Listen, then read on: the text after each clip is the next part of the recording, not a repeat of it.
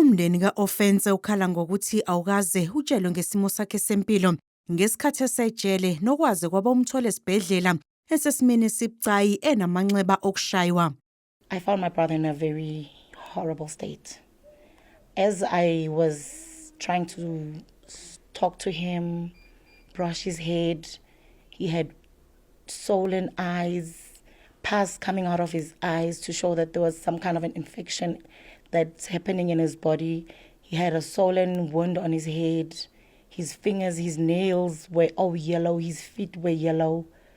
He was just motionless, sitting there, and us having so many questions and nobody to answer because even Kalafong didn't give us what we need. Umndeni uthi azikho izimpendulo ositholayo malungana nokwaholela ekushoneni kuka-Ofentse.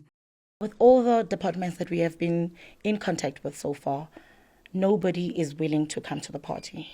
Forensic has got their story. SAPS has got their story. IP is not giving us a reference. Nobody's even bothering to say anything. We need closure as Ofentse's family. Ofentse's got 2 little kids, aged 10 and 8 months, whom we are going to have to say something to someday. We need to have relevant, correct information to give to Ofentse's kids. Umnyango wezokuhlunyeleliswa kwezimilo uyaziphika izinsolo zokuthi umufi washaywa ejele. Uthi lonke uhlelo lwalandelwa umndeni waziswa mayelana nembangela yokushona kwakhe.